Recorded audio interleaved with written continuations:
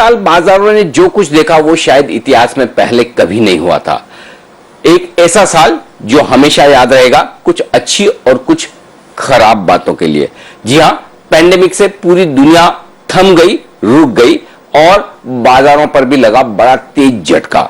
ऐसी गिरावट आई जो इतिहास में कभी इतनी बड़ी, इतनी तेज गिरावट देखने को नहीं मिली। लेकिन उसके बाद जो रिकवरी आई वो भी बेहद शानदार। इतनी कम समय में बाजार फिर से लाइफ टाइम हाई पर भी पहुंचे। और इस पैंडेमिक के समय जब सारे लोग घरों में बंद थे तो नए इन्वेस्टर्स काफी आए और उन्होंने बाजार में पैसा लगाना शुरू किया और अच्छा खासा पैसा बनाया भी। लेकिन इस पैंडेमिक से क्या लेसन है आपके लिए? आगे चलते हुए आपको अपनी इन्वेस्टमेंट की स्ट्रेटेजी क्या रखनी चाहिए और क्या कुछ सीखना चाहिए और बदलते हुए वक्त के साथ आप कैसे बदले? बस यही कोशिश है जी बिजनेस और बीएससी की। और इसीलिए जी बिजनेस और बीएससी इन्वेस्टर प्रोटेक्शन फंड मिलकर लाए हैं आपके लिए इक्विटी गुरुकुल का सीजन 2, जहां हम बताएंगे कि नए और पुराने दोनों ही तरह के इन्वेस्टर्स को इस बदले हुए माहौल में किस तरह से अपना पोर्टफोलियो बनाना चाहिए, संभालना चाहिए, बदलना चाहिए और किस तरह से लंबे समय में आप बाजार में टिककर बना सकते हैं अपनी बेहतरीन वेल्थ भी। तो आइए करते हैं स्वागत आज के हमारे खास मेहमान का। जी हां, मैं इनवाइट कर रहा हूं आनंद राठी ग्रुप के फाउंडर और चेयरमैन आनंद राठी साहब को, जो खुद बीएससी के प्रेसिडेंट भी रह चुके हैं, सीए गोल्ड मेडलिस्ट है, 50 साल से ज्यादा का अनुभव है उन्हें इंडस्ट्री का, स्टॉक मार्केट्स का, और साथ ही लंबे समय तक आदित्य बिरला ग्रुप में महत्वपूर्ण पदों पर, टॉप पोस्ट पर वो काफी अपना काम करके अनुभव ले चुके हैं और उसके बाद उन्होंने बीएससी की कमान संभाली। और सबसे बड़ी बात, जो आज मजबूत बीएससी आपको नजर आ रहा है उनमें राठी साहब का काफी योगदान है, क्योंकि investor protection fund, trade guarantee fund, इसके साथ ही साथ सीडीएसएल की स्थापना, बीएससी का एक्सपेंशन, ये सब उनके कार्यकाल में होता हुआ नजर आया। राठी साहब बहुत बहुत धन्यवाद। सीजन 2 की शुरुआत के लिए हमें आपसे बेहतर कोई मिल नहीं सकता था और आपने एक ही बार में जब हमने आपसे पूछा आपने इसके लिए हां भरी और अपना वक्त दिया, इसके लिए बहुत बहुत शुक्रिया सर। धन्यवाद अनिल, आपको बहुत बहुत और आपके सारे जी बिजनेस के दर्शकों का मेरा प्यार भरा नमस्कार। बिल्कुल सर, याद तो वो दिन आपको जरूर आते होंगे जब 1995 के पहले रिंग सिस्टम होता था, इलेक्ट्रॉनिक ट्रेडिंग नहीं होती थी, आपके सामने ये सब कुछ डेवलपमेंट हुए और आज उस स्टेज से इस स्टेज तक हम आए हैं। और आप बीएससी के प्रेसिडेंट भी रहे, आपने वहां पर पूरी कमान संभाली, काफी कुछ अपना कंट्रीब्यूशन बीएससी को आगे बढ़ाने में और टेक्नोलॉजी के मामले में मजबूत करने में भी दिया। इससे पहले कि मैं कुछ और इन्वेस्टर्स के बारे में बात करूं, थोड़ा आपको फ्लैशबैक में ले जाना चाहता हूं और पूछना चाहता हूं कि किस तरह से बीएससी और देश के इन्वेस्टर्स पहले के मुकाबले में अब ज्यादा सेफ, सिक्योर और मजबूत हुए हैं। एकदम सही बात अनिल। एक जो 94 के पहले रिंग में जो काम होता था और उसमें कितनी असुविधाएं होती थी काम करने में, इन्वेस्टर को, ब्रोकर को, सभी को, और उसके बाद जो बदलाव आया और उसके बाद जो ये टेक्नोलॉजी का प्लेटफॉर्म बन गया, ऑनलाइन ट्रेडिंग का प्लेटफॉर्म बना, वो शुरुआत थी रिफॉर्म्स की, सबसे पहले हुआ। और उसके बाद लगातार जो रिफॉर्म्स होते रहे कि सारा डीमेटलाइजेशन बहुत बड़ा रिफॉर्म हुआ, डिपॉजिटरी फॉर्मेशन का बहुत बड़ा रिफॉर्म हुआ, ट्रेड गारंटी फंड बना जैसे आपने बताया, तो सारे सिस्टम में बड़ी तेजी से बदलाव आया।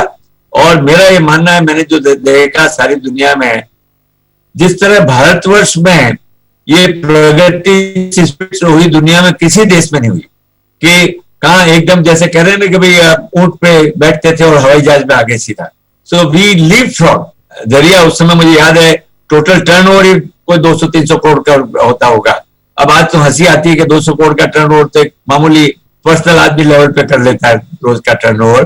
तो इस एक्सचेंज के कार्यक्रम में बहुत बदलाव जो आया, उसमें एक सहभागी बना। और आज जो इन्वेस्टर्स की पोजीशन है, आज प्रोटेक्शन जो है, उस समय वादे कितने आते थे, लोगों के शेयर खरीदे हुए कईयों के घर में रह गए, वो चेंज नहीं करवा पाए, नाम नहीं बदल पाए। आज की तारीख में सारी ये चीजें एक कहानियां होगी। अगर आप नए इन्वेस्टर को जो नए पिछले 10 साल में 15 साल में आया है, अगर वो ये बातें पुरानी सुनेगा तो उसको विश्वास नहीं होगा, ताज्जुब करेगा कि किस तरह ये काम बिजनेस चलता होगा। परंतु वहां देखिए, जो हिंदुस्तानियों में सामर्थ्य है जो देश में सामर्थ्य है, टेक्नोलॉजी जिस तरह से बढ़ी है, इस बात की मैं समझता हूँ हर एक को खुशी है कि देश में स्टॉक एक्सचेंज, शेयर ब्रोकिंग के मामले में देश बहुत जबरदस्त प्रगति किया है। और इसीलिए आज करोड़ों इन्वेस्टर साथ जुड़ पाए हैं। तो ये बहुत बड़ा बदलाव जो अनिल आपने कहा, सही बात है, ये बड़ा बदलाव है। और बदलाव होने से एक नई नींव स्थापित हो गई है आगे बढ़ने के लिए। जो टेक्नोलॉजिकल चेंजेस आए पहले 10 साल में, ज्यादातर चेंजेस जो है 94 से लेके 2004 तक बहुत चेंजेस आ गए, और उन सब ने आज पूरी काया पलट कर दी। मेरा कहना ये मानना है कि इस बिजनेस की, इन्वेस्टर्स के लिए बहुत सिक्योरिटी बढ़ गई, सेफ्टी बढ़ गई। आज हर चीज उनके हाथ में डीमैट है, कहीं उनको जूझना नहीं पड़ता है कि शेयर ट्रांसफर में गए नहीं आए, रास्ते में गुम हो गए। मतलब कितनी दुविधाएं जो है लोगों को होती थी, आज बड़ा सुविधा पूर्वक काम हो गया आदमी के लिए। अब तो सीधा काम है। अब और फिर टेक्नोलॉजी बढ़ के अब तो आपके मोबाइल पे सारा काम आप मोबाइल पे कर सकते हैं, आप ट्रेड कर सकते हैं, पेमेंट कर सकते हैं, पेमेंट रिसीव कर सकते हैं। तो बहुत ही बदलाव आया, और ये मैं समझता हूँ भविष्य के लिए, इन्वेस्टर्स के लिए बहुत बड़ा और बहुत अच्छा बदलाव है। बिल्कुल। और एक क्लिक पर अब सब काम होता दिख रहा है, और बेहद स्मूथ, बेहद आसान, और टेक्नोलॉजी के मामले में दुनिया में सबसे बेहतरीन स्टॉक एक्सचेंज जिसे आप बीएसई मान सकते हैं। और उसके साथ ही बीएसई का इन्वेस्टर प्रोटेक्शन फंड अपने सारे इन्वेस्टर्स को, सारे जो इन्वेस्टर्स ट्रेडर्स ट्रेड कर रहे हैं, उन्हें इस बात की पूरी तरह से आश्वस्त करता है कि आप आराम से ट्रेड करें, कोई दिक्कत वाली बात नहीं। लेकिन इस साल जो दिक्कत दिखी वो जबरदस्त थी। आमतौर पर कभी कोई समस्या आती है तो हमें लगता है कि ज्यादा काम करेंगे, ज्यादा मेहनत करेंगे, इससे पार पा लेंगे। लेकिन इस बार की जो समस्या आई कोविड की, राठी साहब, वो ऐसी थी कि आपको कोई काम नहीं करना है, सिर्फ घर में बैठे रहना है, और जितना आप घर में रहेंगे उतना जल्दी इससे बाहर निकलेंगे। तो ऐसे में सबसे बड़े लेसन्स इस बार के कोविड के पेंडेमिक से क्या रहे इन्वेस्टर्स के लिए, वो जानना चाहता हूं सर मैं आपसे। बहुत अच्छी बात है। पहले फिर से एक बार जी बिजनेस को और बीएसई को और अनिल आपको बहुत बहुत बधाई कि आप ये जो है इन्वेस्टर्स का एजुकेशन का जो मुहिम चला रहे हैं, वो मेरा मानना है कि वो सबसे जरूरी है कि लोगों को इस मार्केट में समझ के आना चाहिए, बहुत सोच समझ के आना चाहिए, ताकि जब ज्ञान होगा तो वो कभी इसमें नुकसान नहीं करेंगे या तकलीफ नहीं पाएंगे। तो जो आपने कहा पेंडेमिक का, हाँ ये तो देखिए, पेंडेमिक तो एक बहुत बड़ा एक्सपीरियंस है, बहुत बड़ा तजुर्बा है।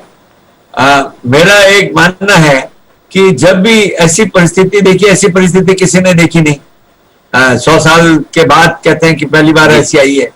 तो मैंने भी इतने, मेरे 50 साल से ऊपर 53 साल के एक्सपीरियंस में इस तरह की तकलीफ कभी नहीं देखी, और इससे बहुत सीखें मिल रही हैं। मेरा ये मानना है अनिल कि जब भी विकट परिस्थिति आती है ना, वो सबसे बड़ी टीचर होती है।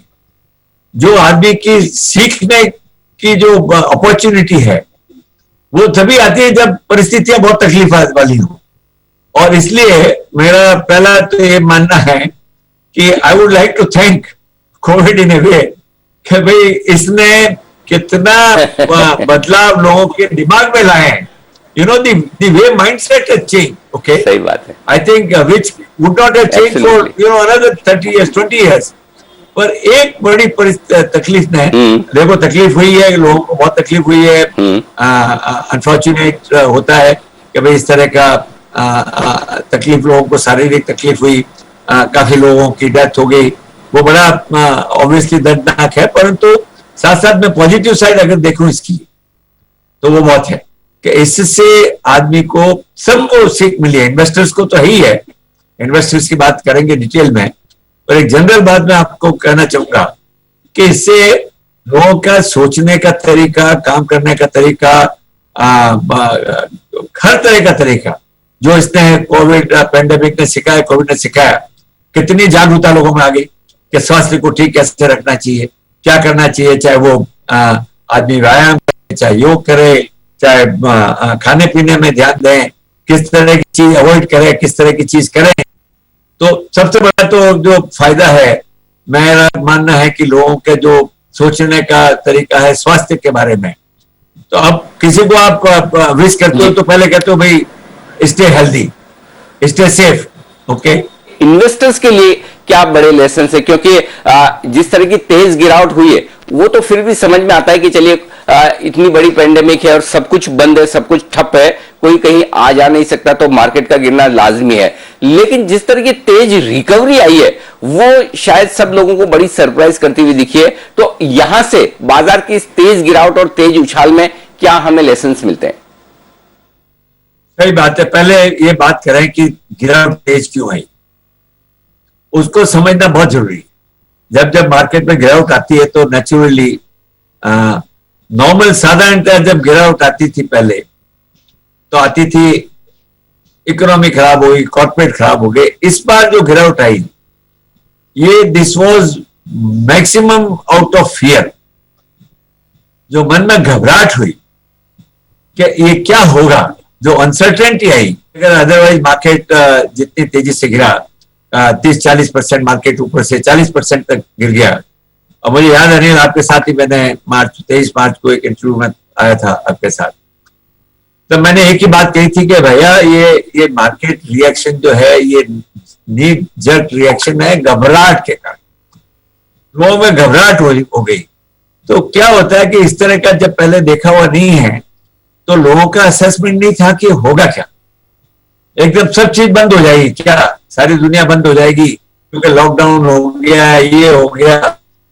और इतना जो भय है, तो पहले तो मैं दोस्तों मेरा कहने का मतलब यह है कि भय जो है ना, भय को पहले समझना चाहिए कि कितना भय आदमी को करना चाहिए, नहीं करना चाहिए। मार्केट में गिरावट तो ज्यादा आई, not because of fundamentals, not because of any other reason, क्योंकि ये भी समझना चाहिए कि भाई दुनिया चलेगी, इतनी तकलीफ आती है, दुनिया बंद नहीं होती है।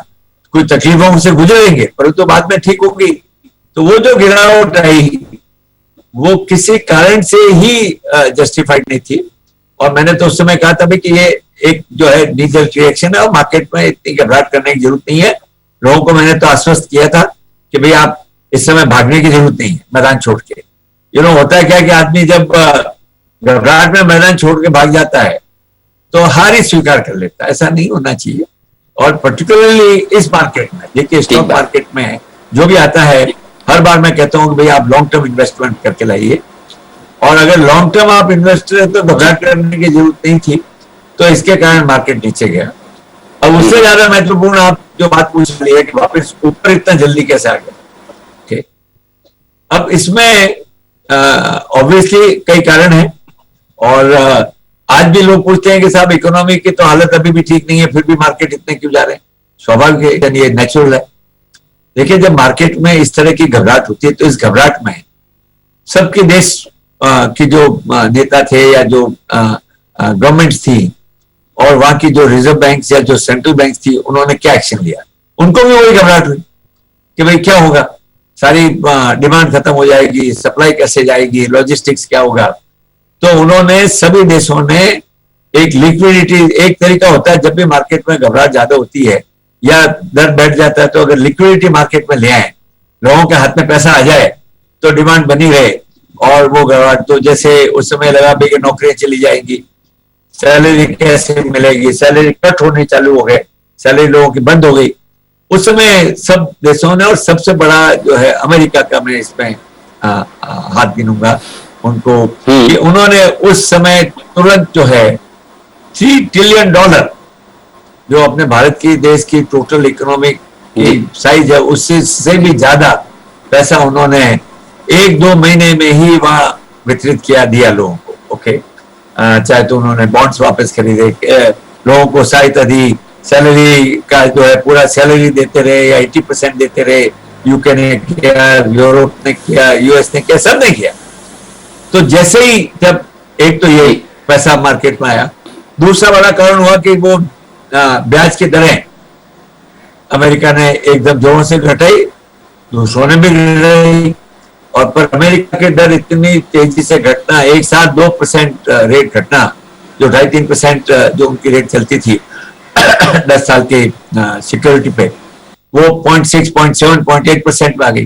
जी जी, बड़ा सवाल यह है कि ऐसी सिचुएशन में जब लोग पेंडेमिक के दौरान घर बैठे थे, कोई काम नहीं था, ब्याज दरें इतनी नीचे की, पैसा बनाने की एक ही जगह दिख रही थी, इक्विटी मार्केट, ढेर सारे हजारों लाखों नए निवेशक बाजार में उतरे हैं पिछले 8-9 महीनों में, और उन्हें अब तक सिर्फ और सिर्फ हरियाली दिख रही है, क्योंकि बाजार ने एक भी बार मार्च के बाद कोई ढंग ढंग का करेक्शन दिया नहीं, लगातार एक तरफा तेजी। तो इन नए निवेशकों के लिए आपको क्या राय देनी है, क्या सलाह देनी है? क्योंकि अभी तक उन्होंने सिर्फ तेजी देखी है, करेक्शन देखा नहीं, मंदी देखी नहीं, वो उनके लिए सबसे बड़े लेसन्स क्या है?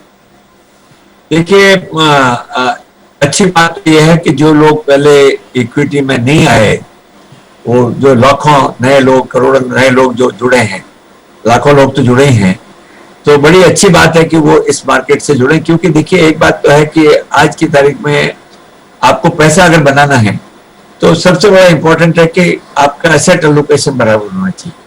मतलब किस किस एसेट में कितना रुपया आपको, कितना परसेंटेज डालना है।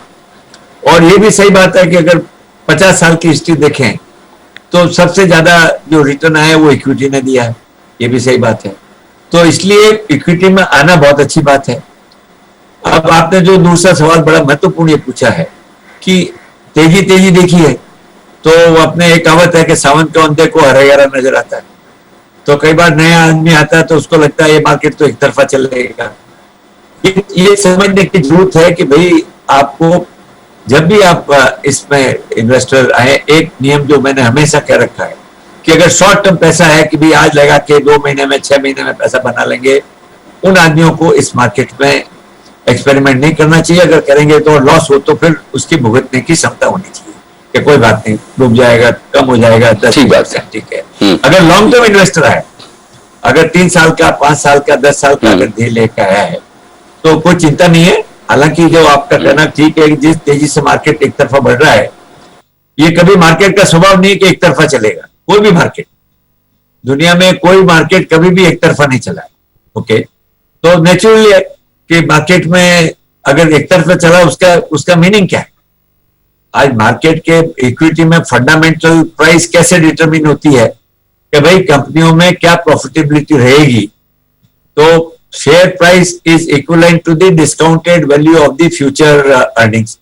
ये फॉर्मूला है शेयर प्राइस निकालने का कि आज करंट वैल्यू जो है, अगले सालों में जो उसकी आमदनी आएगी उसकी आज वैल्यू क्या है।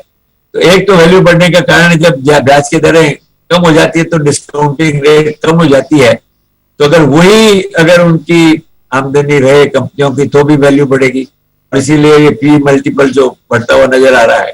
परंतु साथ साथ जरूर कहें कि आमदनी कंपनियों की जो कॉर्पोरेट अर्निंग्स है वो साथ चलनी चाहिए। फंडामेंटली कॉर्पोरेट अर्निंग्स और मार्केट प्राइस का एक संबंध है, वो लॉन्ग टर्म में संबंध रहेगा, शॉर्ट टर्म में वो संबंध विच्छेद हो जाता है।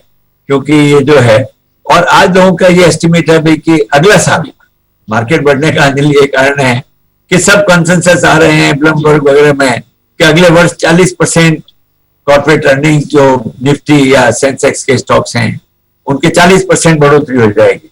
तो इसको लेके चल रहा है। परंतु मैं मानता हूं कि संयम रखने की जरूरत है मार्केट में। देखिए, मार्केट कभी भी किसी लेवल से 10% ऊपर जाना संभव है, 10-20% नीचे आना संभव है। तो नए आदमी को ये मान के नहीं चलना चाहिए कि ये तो एक तरफा मार्केट चलेगा। इसलिए मेरी सलाह उनको ये है कि एक तरफा नहीं चले, बात है, आप ध्यान से काम में लें। हाँ। जी सर, आपने एक बहुत अच्छी बात की कि आपका एसेट एलोकेशन प्रॉपर होना चाहिए कि आपको कितना पैसा इक्विटी में रखना है, कितना फिक्स इनकम में रखना है, गोल्ड और बाकी एसेट्स में कहां कहां कितना रखना है। लेकिन ये तो एसेट एलोकेशन की बात हुई, लेकिन इक्विटी में किस तरह से एलोकेशन किया जाए, इक्विटी पोर्टफोलियो में किस तरह के सेक्टर्स का, किस तरह के स्टॉक्स का समावेश होना चाहिए, वो पोर्टफोलियो कैसे बना जाए इस तरह के माहौल में, यह भी मैं आपसे जानना चाहता हूं। नहीं, सही बात है। देखिए, नॉर्मली हर एक आदमी का ये रहता है कि भाई जब मार्केट में आता है तो वो इंडिविजुअल स्टॉक्स में देखने लगता है, सेक्टर्स में देखने लगता है। एलोकेशन डेफिनेटली चाहिए कि आपको अगर 100 रुपये इक्विटी में लगाना है तो कैसे लगाऊं, इंडिविजुअल स्टॉक्स पे लगाऊं, और स्टॉक्स में भी लार्ज कैप में लगाऊं, मिड कैप में लगाऊं, स्मॉल कैप में लगाऊं, म्यूचुअल फंड में लगाऊं, किस में लगाऊं, ये सवाल सब इन्वेस्टर के सामने रहता है।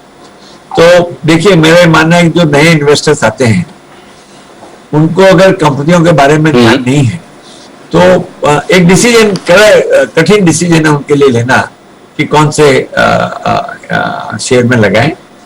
हाँ, अगर वो जिस बिजनेस से रिलेटेड हैं, उनको जानकारी है कंपनियों के बारे में, थोड़ी स्टडी है, तो जरूर उनको स्टॉक सिलेक्शन उस स्टडी के बेसिस पर करना चाहिए। अदरवाइज देखिए उसका दूसरा है कि भाई सलाहकार है, आज आपको आप अच्छा सलाहकार चुने, आपका जो भी ब्रोकर है या सलाहकार है। और जो छोटे इन्वेस्टर हैं, मैं तो अभी देखिए म्यूचुअल फंड्स की परफॉर्मेंस पिछले कुछ सालों में बहुत अच्छी नहीं रही है, सही बात है, ओके। परंतु लॉन्ग टर्म में जाके मेरा ये मानना है कि छोटे इन्वेस्टर को किसी फंड मैनेजर के पास पैसा रखना ज्यादा उचित है, क्योंकि वो सही जानता है कि भाई किस समय किस स्टॉक में क्या होना चाहिए, क्या नहीं होना चाहिए। कई बार होता है कि आदमी इंडिविजुअल इन्वेस्टर में अच्छे समय में घुस जाता है, परंतु घुसने के बाद उसको एग्जिट स्ट्रेटेजी नहीं होती है उसकी, कि भाई घुस तो गए, निकले कब, कैसे निकले। तो इसलिए एलोकेशन जो है आदमी को डेफिनेटली डाइवर्सिफाई करना चाहिए। एक तो सही है कि कोई एक स्टॉक में या एक सेक्टर में पैसा नहीं डालना चाहिए। कई बाद में होता नहीं साहब आईटी अच्छा चल रहा है, सारा पैसा आईटी में डाल, ठीक बात, या फार्मा अच्छा चल रहा है, सारा उसमें डाल दो, वो बिल्कुल कतई सही नहीं है। एक डाइवर्सिफिकेशन होना जरूरी है। तो डाइवर्सिफिकेशन के हिसाब से देखिए मेरी सलाह लोगों को रहती है कि भाई कम से कम 15-20 स्टॉक हर एक के पास होने चाहिए, और ज्यादा से ज्यादा 35-40 से ज्यादा नहीं जाना चाहिए। इतना नहीं डाइवर्सिफिकेशन नहीं करें कि हमारे पास 500 की लिस्ट है। कई लोग मेरे पास आते हैं, साहब मेरे पास 500 की लिस्ट है। अरे भाई देख भी नहीं पाओगे लिस्ट को, रिव्यू कैसे करोगे उसको, तो जो है, तो इसलिए समझदारी से लिमिटेड नंबर ऑफ मेरा एक फॉर्मूला कि एक पेज से ज्यादा आपकी लिस्ट अगर बनी तो आप मैनेज नहीं कर पाएंगे, ओके, ठीक से। तो और जैसे मैंने बताया, आप SIP करें अगर आपके रेगुलर इनकम है, वो बहुत अच्छा तरीका है। म्यूचुअल फंड के थ्रू जाएं, बहुत अच्छा तरीका है। तो ये कई तरीके हैं, पर डाइवर्सिफाई करने का एक जरूर मैं सबको सलाह देता हूं कि never put all your eggs in one basket और 2 बास्केट्स। ये आपने बड़ी इंटरेस्टिंग बात कही कि एक पेज से ज्यादा बड़ा पोर्टफोलियो बना तो संभाल नहीं पाएंगे। ये बात सही है कि इतने स्टॉक्स देखना, उन्हें ट्रैक करना, उनमें जो बदलाव हो रहे हैं उन्हें समझना मुश्किल काम है। सर आखिरी सवाल आपसे विदा लूं उससे पहले, क्या एक बड़ा मैसेज आप इन्वेस्टर्स को देना चाहेंगे, जो नए इन्वेस्टर्स आए हैं उन्हें, और जो पुराने इन्वेस्टर्स ऑलरेडी बाजार में लंबा समय देखकर इस साल थोड़ा सा डगमगाए, उन्हें क्या कहना चाहेंगे? आगे कितना भरोसा बाजार पर रखें, क्योंकि लाइफ टाइम हाई पर है, रोज हाई बन रहे हैं और करेक्शन का डर भी है, तो कमाने की उम्मीद और इच्छा भी, इनके बीच में बैलेंस कैसे बनाएं? नहीं, मैं सलाह सबको यही देना चाहूंगा मैसेज कि इक्विटी मार्केट में जरूर रहें, आपके हिसाब से जो एसेट एलोकेशन पॉसिबल है जरूर रखें, और मार्केट में टाइमिंग की चेष्टा नहीं करें। मेरा ये मानना है एक सर्वे होता है एसेट एलोकेशन के बाद, एक सर्वे होती है रीबैलेंसिंग की, कि अगर आपका मान लो 50% पैसा आपने इक्विटी में डाला और एक साल या 6 महीने में, पिछले 6 महीने में जाके अगर वो 70% हो गया है, तो मेरी सलाह रहती है कि भाई 70 को वापस 50 या 60 पे ले आओ, क्योंकि एक तरफा कोई मार्केट नहीं चलेगा, चाहे डेट हो चाहे इक्विटी हो। तो इस समय थोड़ी बहुत सलाह ये है कि जिनको बहुत लगता है प्रॉफिट बुकिंग भी करनी चाहिए, और नए इन्वेस्टर अगर जोड़ना चाहें, अगर SIP के थ्रू के ग्रेजुअल जोड़ना चाहें तो उसमें हर्जा नहीं है, परंतु बने रहें। मेरी सबसे बड़ी सलाह है कि जो आदमी चाहते हैं कि भाई आज आऊंगा कल निकल जाऊंगा 6 महीने बाद, वो आदमी मेरे ध्यान से इस मार्केट में पैसा नहीं बना सकते हैं। पिछले 50 साल की हिस्ट्री में अगर 5 अच्छे साल निकाल दो तो जो 15% रिटर्न है वो जीरो ही रह जाएगा। तो इसलिए बने रहें, लॉन्ग टर्म स्टे इन्वेस्टेड, और obviously stay safe, stay healthy and stay invested. ये मेरी सलाह सब आपके दर्शकों को, सब निवेशकों को है। बिल्कुल, बाकी सब लोगों के लिए फॉर्मूला ठीक है, स्टे होम स्टे सेफ, लेकिन जी स्टे, और लेकिन इन्वेस्टर्स के लिए स्टे इन्वेस्टेड भी तीसरा मंत्र आप जरूर जोड़ लें। राठी साहब बहुत बहुत धन्यवाद, आपका दिल से शुक्रिया, क्योंकि आपने इस सीरीज की शुरुआत की, सीजन 2 की शुरुआत की, और हमारे दर्शकों को अपने अनुभव से बताया कि क्यों उनके लिए बाजार में बने रहना जरूरी है, बदलते हुए माहौल में किस तरह से वो अपना पोर्टफोलियो बनाए और किस तरह से आने वाली रिस्क के लिए अपने आप को तैयार करें। बहुत बहुत धन्यवाद। तो इक्विटी गुरुकुल सीजन 2 के पहले इस एपिसोड में आज के लिए इतना ही, आपसे फिर मुलाकात होगी। बहुत बहुत धन्यवाद। आइए अब सुन लेते हैं कि निवेशकों को निवेश करते वक्त किन बातों को ध्यान में रखना चाहिए और किन से बचना चाहिए। क्या करें? सेबी या एक्सचेंज पर रजिस्टर्ड ब्रोकर के साथ ही सौदे करें। रजिस्ट्रेशन के लिए दिए कागजातों की फोटोकॉपी जरूर लें। ब्रोकर एजेंट को साफ साफ निर्देश देने से न कतराएं। क्या नहीं करें? जो ब्रोकर रजिस्टर्ड नहीं हो उनके साथ सौदा न करें। शर्तें और नियम जानने के बाद ही कागजात जमा करें। अफवाहों और टिप्स के आधार पर ट्रेडिंग न करें।